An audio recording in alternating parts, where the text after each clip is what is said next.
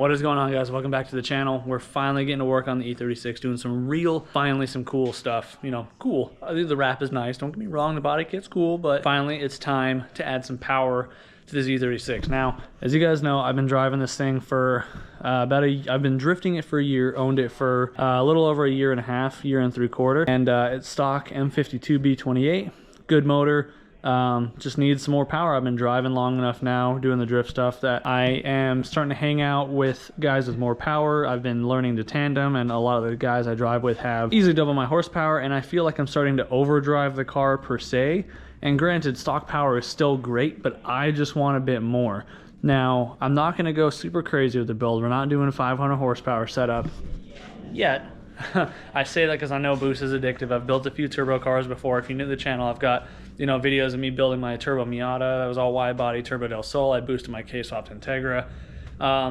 So now I'm trying to do it with an actual purpose. So this time around, we're using a lot of high quality parts, or higher quality than I'm usually using, and I'm very DIY, and I run a fabrication shop here in Tempe, Arizona. So I will be doing all the fab work, obviously pretty much the whole thing by myself, minus the tuning, which we have a guy for that. Hopefully that all works out. But we're gonna be boosting the E36 finally, and in this video primarily we're gonna start with the basic, which is going to be a head stud install. Now you see I have studs and no gasket. That's because I'm taking the chance, and I know there's gonna be controversy on this. Some people say do, some people say don't. Because of the power goals I'm looking for, roughly 3 to 350. I've been told that the stock head gasket can handle it fine, especially on ethanol. I don't have ethanol yet, but I will be doing flex fuel here in a few months.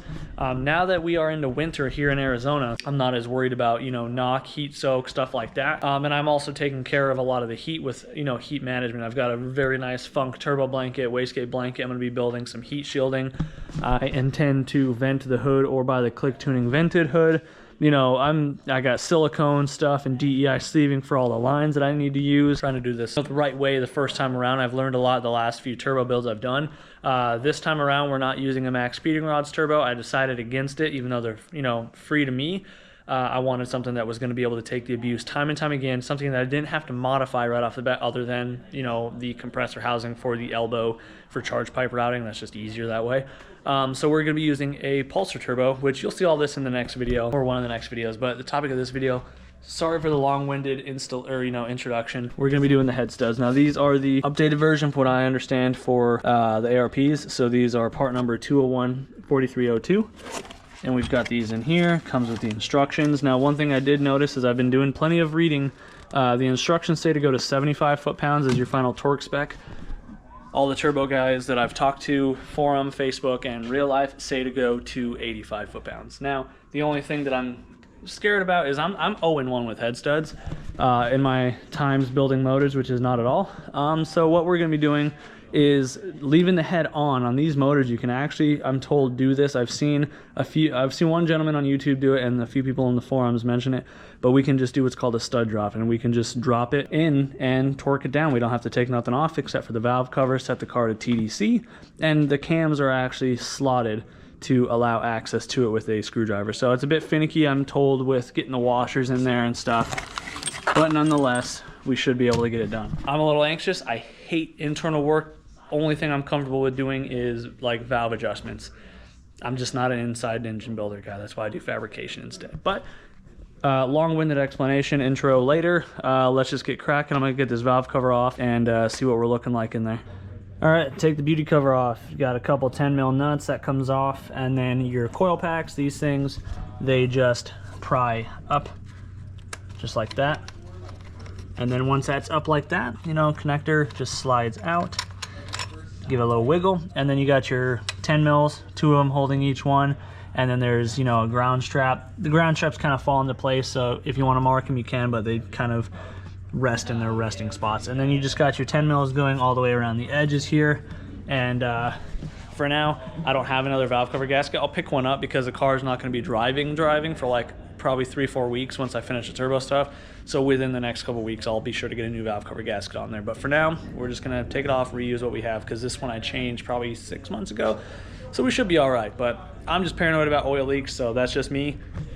Let's take these off, get this off.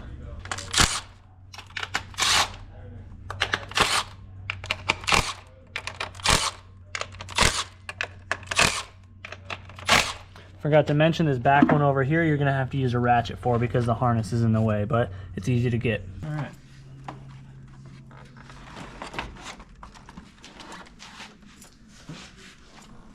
Sick. Oh, I lost the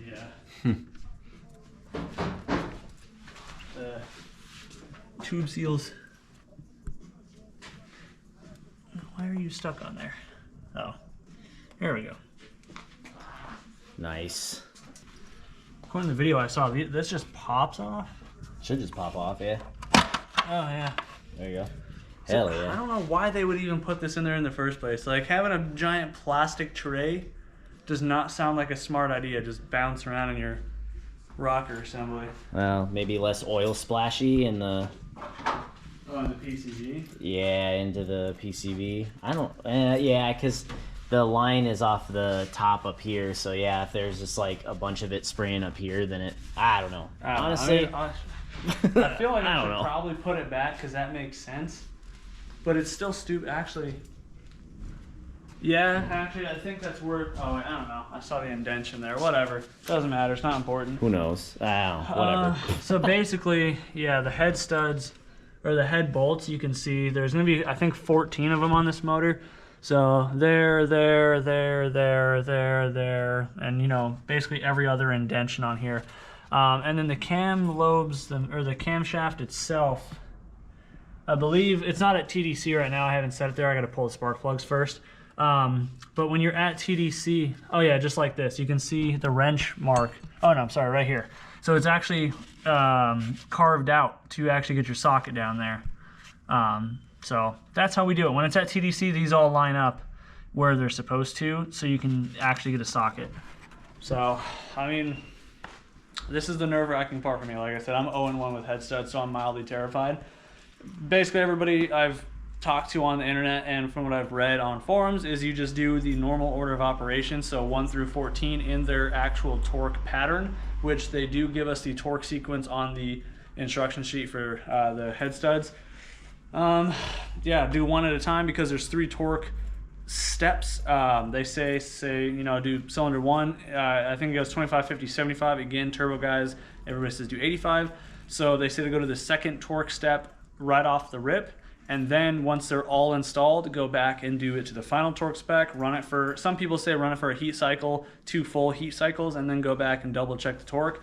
I don't know if that's necessary, but I'm very anxious about this, so I am going to do that because it's just this far. Just pull the valve cover off, and then you can actually just get in there really quick with the torque wrench again. So I guess let's set it to TDC and start.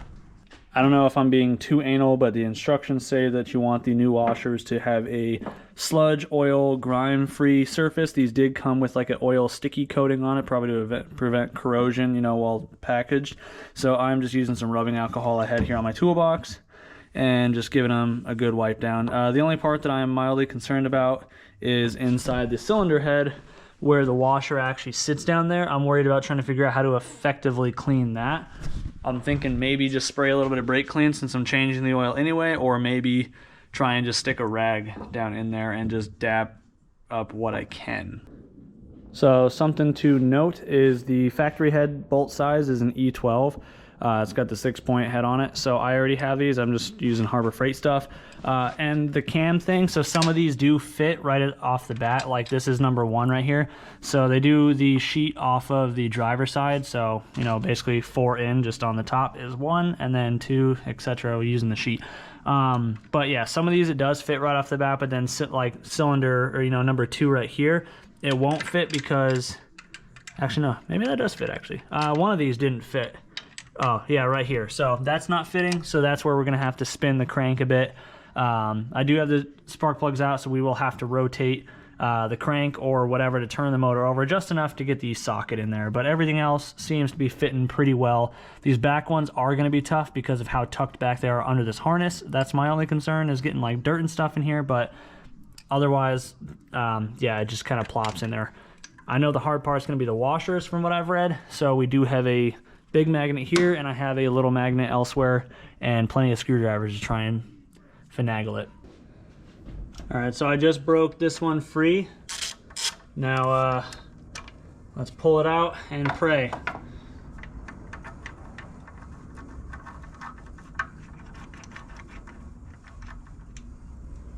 All right, let me grab my magnet.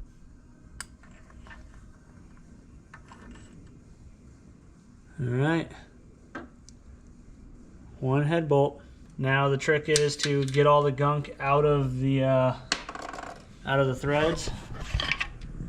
So this is where the compressed air comes in. I do have the air hose over there. I just got to roll the car back really quick. But this is a factory torque to yield bolt. I noticed immediately right when I pulled the stud out, there's a bunch of oil in the hole. So what I've done so far to try and get it out and remedy that is I have this, you know, fluid bottle from Harbor Freight with the vacuum line on it. I just took the brake fitting off of the end, so, you know, it's just a little hose. And then I've got my air chuck pistol thingy. The only thing that's concerning is there's still just like a black thing at the bottom that's reflective, which looks like a pool of oil, but I can't get anything else out. I've tried putting some brake clean down there and letting it soak for a couple of minutes and then, you know, sucking it out and blowing the hole out, and I'm not getting any more. I'm being extra paranoid because I'm afraid to, you know, compress or torque and, you know, eventually crack something. So thankfully 2 people are coming to hang out, and both of them have done this before, so I'm gonna wait till they get here and get their more experienced opinion on this before we just send it, because I'm still waiting for the other guys to show up. I kind of just went ahead and sprayed some more brake clean in there, sucked some more stuff out, and it turns out that what I was seeing was actually like an old deposit type stuff. So it is definitely good and dry now. So I went ahead and I lubed up the threads on the first stud. I don't know exactly how much to use. It just says, you know, lubricate the stud threads, so it doesn't say generously, whatever. So I just kind of put some on the finger, got it evenly on there like I was, you know, doing some Honda Bond or something. So now we just run this in. This is a 4mm hex, and it just says run it in hand tight, so just like that. And yeah, now we drop the washer in there and put the nut on. We also do nut, we lubricate the nut as well. It says lubricate the stud threads in the bottom of the nuts with the torque, you know, fastener or assembly lubricant. Install the nuts and tighten hand tight. All right, so our good buddy Mike has shown up, and he's a lot more experienced with, you know, insides here. So I got, like I mentioned the last clip, we got the stud in there. The issue is everybody in the forum says these middle 2 are the hardest. You can kind of see down there. We finally got the nut on. Well, Mike was able to. The trick apparently is skinny fingers. I came in from down here in the top, and you just had to like use both fingers to kind of finagle it. It's the clearance of the bottom of the cam tray that's the issue. Yeah, because it's a very, very tight fit, but I am just using my Pittsburgh 12 point, and it does fit down there. So just enough. So again, on some of these other ones, we will have to turn the motor a little bit to get the cams to open up to their slots. I think it's really just this one, but whatever. So this is the other hard one then, I'm guessing? Yeah, from the forums, it's the 2 middle ones that are hard. Those are apparently the hardest, and then these 2 front ones are supposed to be also tricky, but easier than the middle. And then the rest of them apparently just plop in, so. All right.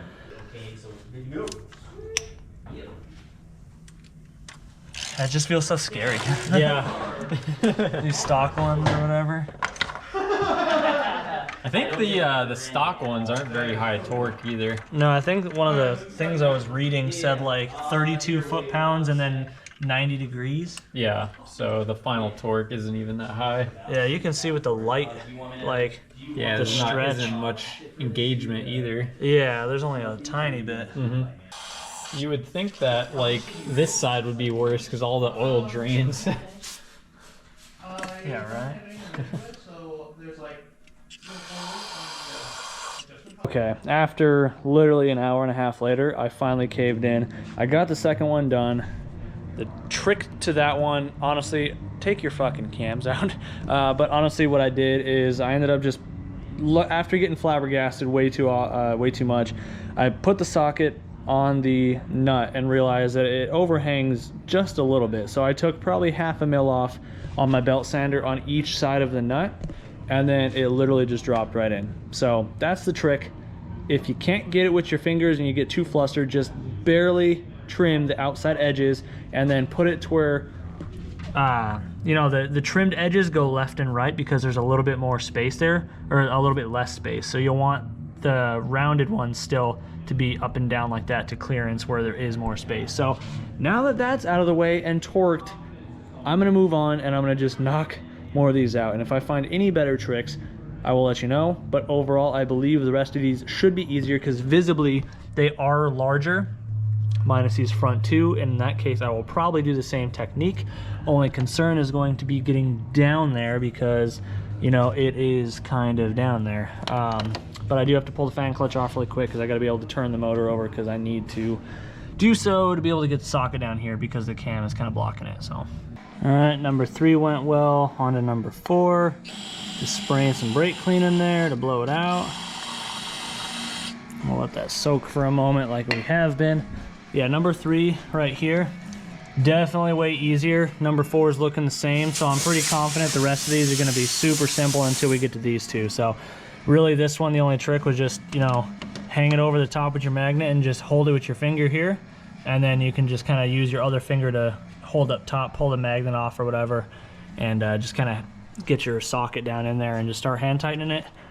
And again, we're going to the second torque value of 56 foot-pounds to start this off with. But I'm going to pick this up tomorrow, so I'm going to knock out a few more tonight, and we'll see you in the morning and finish up those nasty ones up here and see if those ones are harder or hopefully easier than these two center ones were.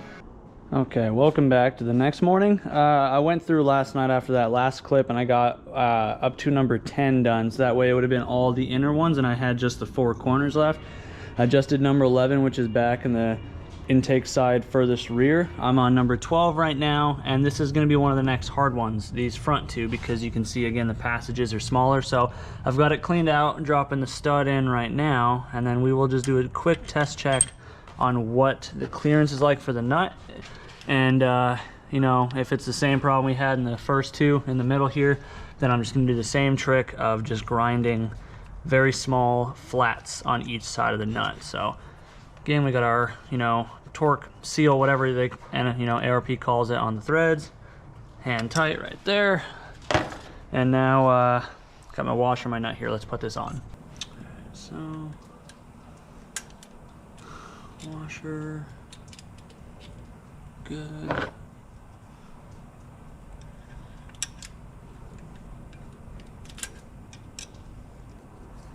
I'm pretty stinking sure this isn't gonna fit well.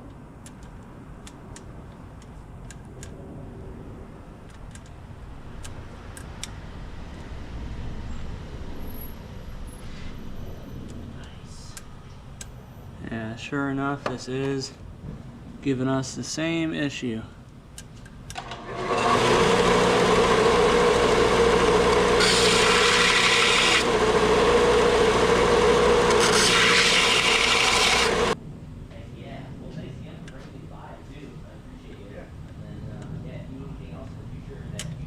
Yeah, literally, that just dropped right in there. Just those 2 little sanding marks, and we're good. So let me set you guys up if you'll stay where I tell you to. And now we just got to get this thing off the magnet, just like that, with our 12-point socket. Ignore the train.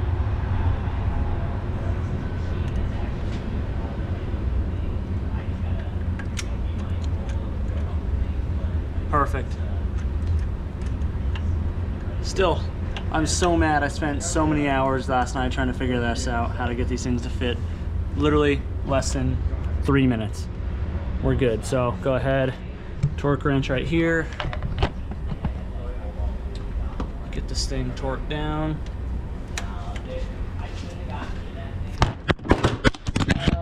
Sorry. I didn't mean to throw you guys, I bumped you.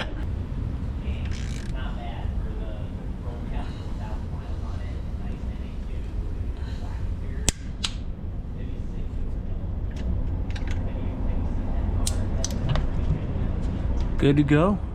So, on to 13 right now. So, like I said, we're doing this one just as it is, real time. Obviously, I'm gonna shorten the dead space up in the clip, but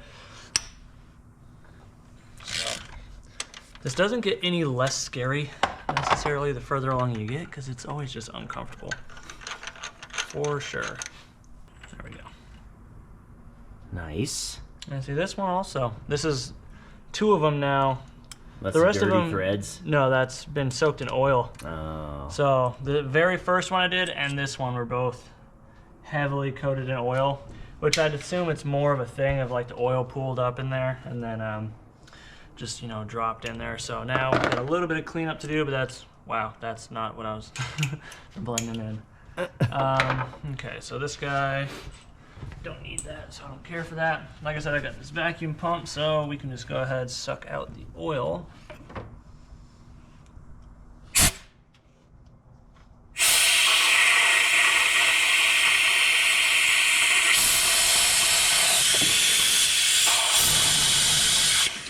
And then we've been doing it the safe way, regardless of how the bolt comes out. And we drench it in brake clean.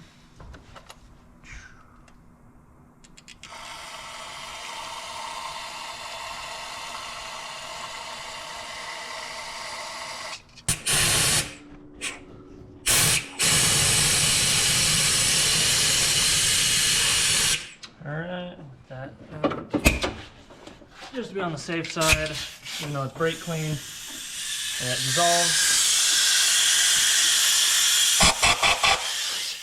Okay, so we're good there. Now, stud, we've got our stuff on it. So, got that right down in there.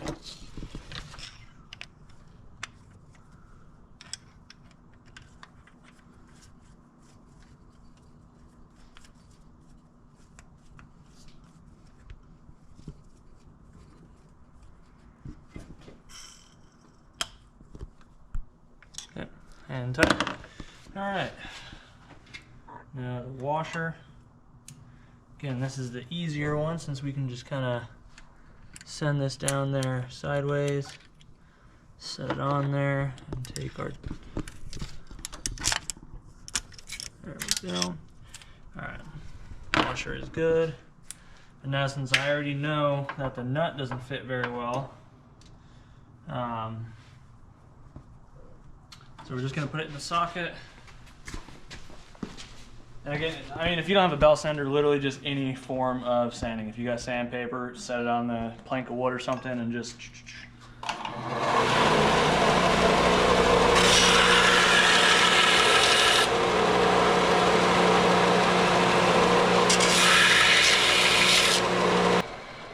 Don't take much. That should be good. I'm gonna grab a little bit more grease because I wiped it off. This is the assembly stuff. I don't know how important it is since there is more on the washer, but they're safe and sorry.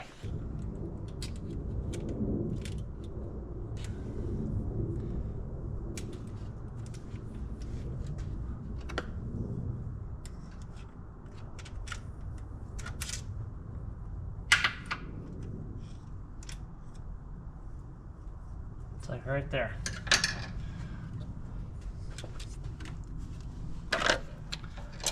Did it work? Oh. I think, I mean, it's not on there, but it is there. Be definitely a little bit tighter. There we go. Nice. I don't know how well you can see that, but it's there. I guess a little bit, yeah. yeah, so there you go. And now, yeah, now we can just snug this up real quick.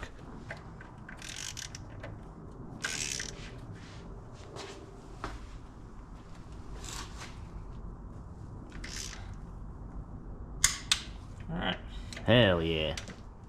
On to the last one, so I'll knock that out real quick and then we'll go around, give everything the third torque value, and we're done.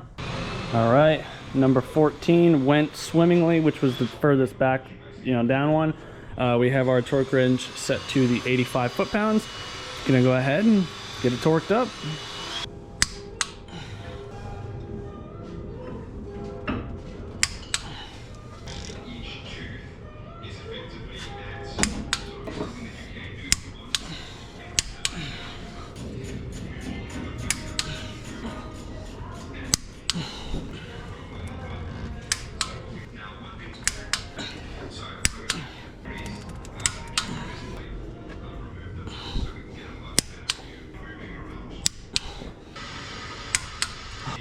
All right, that's it.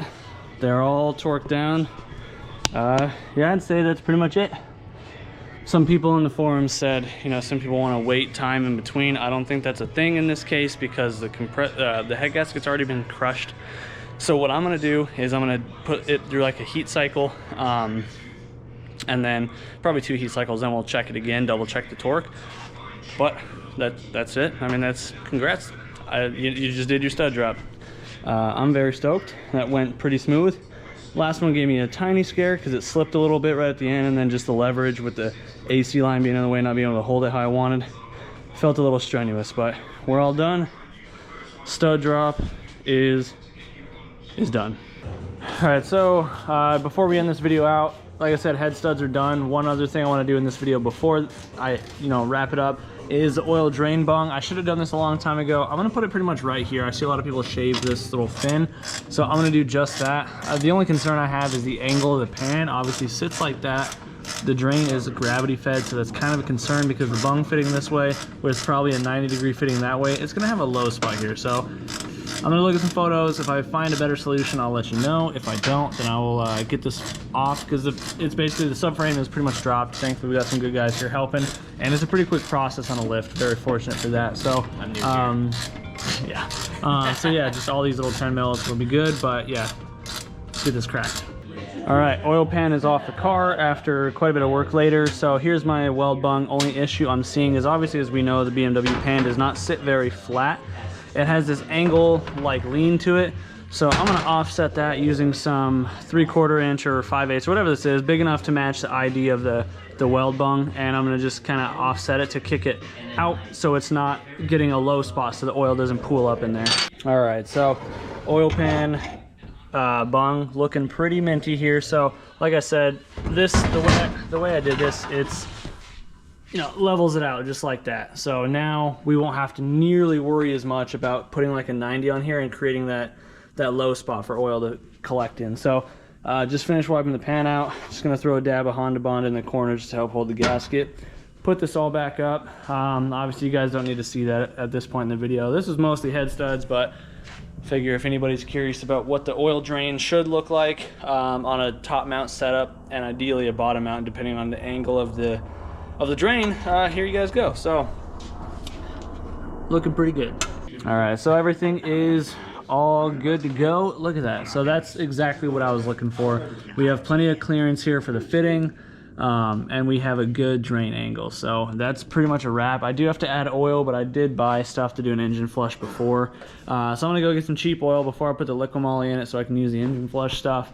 But that's going to be a wrap up. We got the head studs in, the ARPs, stud dropped. Hopefully you guys found the video useful, and just a little snippet of what the drain pan should hopefully look like for you guys doing a top mount setup. But I couldn't have done it without the help of these young fellows. We got Isaiah, if you're a regular viewer, Alex, obviously behind the lens half the time, and then our other buddy, wherever he went, he disappeared into the darkness. But anyways, guys, I do appreciate you guys watching the video. If you found it useful, let me know in the comments down below. If you're new to the channel, hopefully you want to hit that subscribe button.